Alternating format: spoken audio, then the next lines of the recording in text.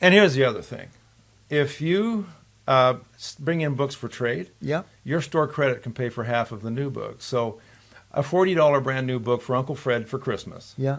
will only cost you $20 in cash, and you can use the rest in credit if you have it. So, that really is bringing the best of the used bookstore and the best of the Okay, new in credit, if you bookstore have it, together. explain this thing, the keen credit, in-store credit. Like, Store credit? yeah.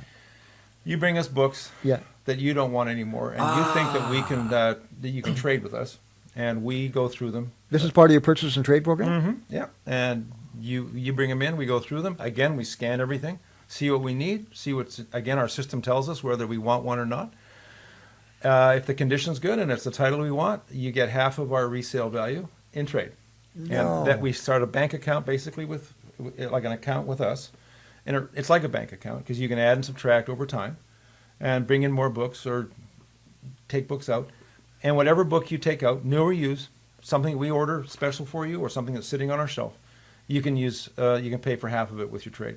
And I don't know of any other store that does that.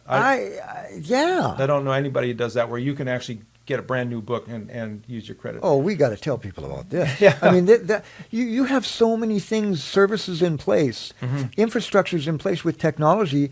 It's a win-win situation. I mean, forget about Chapters. I'm sorry. You know what I'm saying? Like, Chapters, a new bookstore, yeah. But No, you've they're got a gift the shop, sorry. Yeah, well, true. But what I'm saying is you've got it all covered. You've got everything covered. You've got new, used.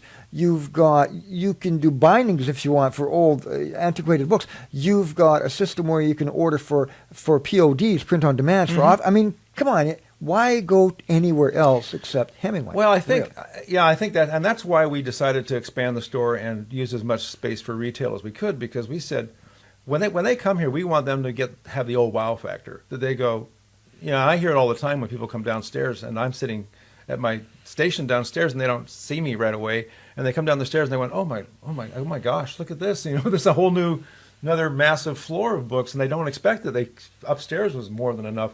I think for a lot of people it's a little overwhelming.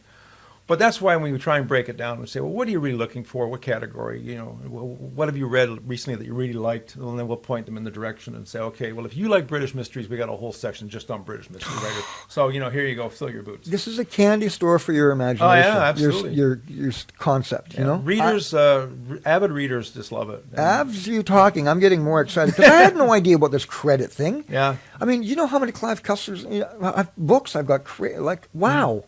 Yeah, I'm going to be bringing my boxes of books down to you. And see and if you go online on our website, you'll get an updated version of everything that we need. We always update it. We say, here's the series and authors we most desperately are short of. Oh, so you've got a database of what you're looking for too. Yeah, everything starts with our on our website and Facebook. We find that we said to people, look, if you're really interested in what kind of new product we have every week, and we acquire thousands and thousands and thousands of new things every month, then you should be on Facebook because you'll get all the updates. When we get a big collection in, you're going to hear about it, and then you can decide whether there might be something there for you. But whether it's a great batch of records, or right now I'm doing a collection from a hoarder. I got to tell you this one, 80,000 books. 80,000 books. 80,000. Yeah. 80,000. He actually had walled himself out of his own apartment. He was living on the street when he passed away, and the family spent weeks with trucks and gangs of guys going through there and boxing it all and putting it in storage. Were they in good shape? They were in excellent shape. They had he was outside, but the books were inside. They were great. They got nicely heated, dry, warm, nice, fine. No kidding. So we've been at it 4 weeks now. What is it now? It's the end of February, and we'll probably be done by this third week in March. We'll be finished going through it all. It's an enormous number. For some, that would be an entire collection for a used bookstore, wouldn't it? That is twice the size of a typical mall Kohl's. If you were to take a mall store, or any 2,000 square foot store, you're looking at about 35,000 books maybe, and this is more than double that. So it's a big collection. Yeah. Wow, this is ridiculous. I know, but this is how I get to spend my days. Going through. But you obviously love what you do because your eyes light up and say, yeah, and I was doing this and I was doing this. Right, but again, part of the fun is that we have the database. We know what we're looking for. We know what sells. We marry the technology with what used booksellers have been doing for 500 years, which is grubbing around through people's collections and boxes and stuff. Yeah. But this time it's more high tech. It's like no, no, no, yes, no, no, yes. You Yeah, know, we don't yeah. guess. There's no guessing.